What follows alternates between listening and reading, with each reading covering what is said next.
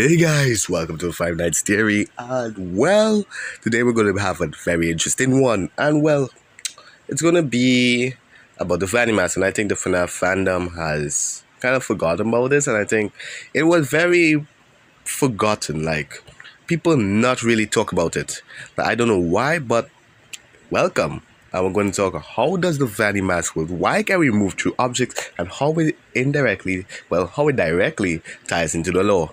So welcome to I'm trying to copy Mac pack there, and I think I should stop doing that. Yeah, I think that was very stale. So let me stop. So we're going to start. So in the beginning of this whole game, we were greeted by these walls that said Vanni, Vanni, Vanni. I stayed here for a night. Well, I think these walls were from the Fazbear technicians. Might be asking how? How is it from the Fazbear technicians? Well, I think the Fazbear technicians were given the Vanni mask, and because they knew they wouldn't survive too long, well, they marked the walls Vanni, put in the location of where you will get the Vanni mask. Because we know in Health Wanted 2, Glitch Trap was very desperate. He literally, because one of the cut voice lines, it literally said, hey, it said this. Only a small piece of his code remains. And I think that's something big. Because we know Glitch Up was very desperate because of that. He was very desperate, and he used these technicians to try to become the new Vanni. Well, because of the Mixer security program, it kind of failed. But so he was so desperate, he went to Cassie. And well, these technicians wrote on the walls, Vanni, Vanni, Vanni. And when we got there, for these Vanni, we literally got the Vanni mask. And when we got this Vanni mask, and we put it on, we pass through these kind of glitching objects. And why does it glitch? Well, if we pay attention, we know what the Vanni stands for. The Virtual Augmented Neural Network Integration Unit. And I think that this is a mix of the virtual and augmented reality blended together, because we see fake rooms, and then we also see real life objects. If we take off the mask, these objects still appear there, and there's also fake objects in between. So we see a blend of virtual reality and augmented reality, And also, if we go, we saw Helpy. There's two Helpies. Helpy with the blue eye and Helpy with a kind of yellow-orange eye, and there's veins at the side of his head. And this one puts something in our brain called an occipital transponder. The occipital, that is actually something called the occipital lobe, which is part of your brain. Right? This is the part of the brain that is responsible for seeing. Right? And a transponder is something that can detect radio waves. But you might be saying, how is this important? Well, what if this occipital transponder allows you to see radio waves and forms objects? And these objects are not really clearly formed because radio waves move all kind of directions. So the objects we see without the mask are these radio waves forming an object. And it's glitching out because the radio waves aren't still. Well, you might be asking, if it's radio waves, why can't we pass through the radio waves? The radio waves. Well, let's say you have a cut. If you get a cut, right? Sometimes when you get a bruise, you don't see the bruise, right? Let's say you don't see the bruise. I'm stuttering. Sorry, guys. Let's say you don't see the bruise, right? Sometimes when that happens, you actually don't feel any pain, right? Until you look at the bruise and you now start to feel the brain, because your brain is processing it. That's the same thing that happens with that. Your brain is seeing, something like it. Your brain is seeing these kind of still objects. These objects that are like a box and stuff. So it thinks it is real. So it acts like it is real. Therefore it acts like it is real. You cannot pass through it because your brain thinks it is real. But you might be saying, okay, so why can't you pass through it with the Vanni masks? Well, Well, what if the Vanni mask allows you to see these radio waves, right? Because they were used by fast technicians. So next thing, they programmed the Vanni mask to see radio waves. So therefore, your brain realizes, hey, that's radio waves. You can pass through that. So you pass through it. But without the mask, you don't see that these are radio waves.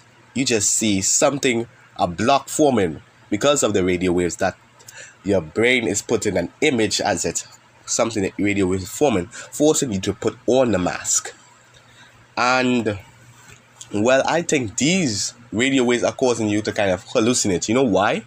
Because one time Helpy said that when he saw this big endoskeleton, Helpy said that it's all in your head. Take off your mask. And when you take it off, it's gone. Right? I think these radio waves are playing a mess with our head, because these things are not really, you're supposed to not see radio waves. So I think it's causing you to kind of like, I don't know, go insane kind of. So it's all in your head, and Helpy knows that. So it wants you to take it off once in a while. But I think because of that, of this occipital transponder, it will force you to put on the mask more, allowing Glitch Trap, which is, I will assume is Helpy, with the orange Helpy, to take control of your mind even more, forcing you to put it on more and more and more and more. And that will explain the Brazil ending a little more, because the Brazil ending, we will assume that you allow Cassie to like put on the mask so much time that the Mimic or Glitch Trap finally took control of her. That's why Helpy was like, we're good, come join us, we're fine, or something like that. I think it's because the Glitch Trap has officially took control of Cassie's mind, and we deactivated the security. And well, we are now the new Vanni. I think that was the point of Cassie coming there, to become the new Vanni and to set the Mimic free. Because both Mimic 1 or Glitch Trap and the physical endoskeleton of the Mimic have the same goals. Free the Mimic. And I think with Glitch Trap having control of Cassie will make it so much easier for the Mimic, for Glitch Trap to do that. I free the Mimic. So that's what I think this occipital transponder is doing. It's allowing us to see radio waves and pass through, and well, forcing us to see these kind of blocks that are not actually there but are just formed by radio waves, and allows us to put on the mask, because the mask detects radio wave. Well, it shows radio waves and you can pass through them, because your brain realizes that, hey, this is radio waves, we can pass through it. That's what I think is going on there, allowing us to put on the mask more and more and more and more, allowing, and then getting Cassie to be consumed by the Glitch Trap virus even more than before, allowing her to hallucinate and all kind of stuff, allowing Glitch Trap to learn from her, learn her memories and all those stuff, because as we saw, it mimicked her voice, because it said in the beginning, it literally said that it got samples of her voice to put into the intercoms.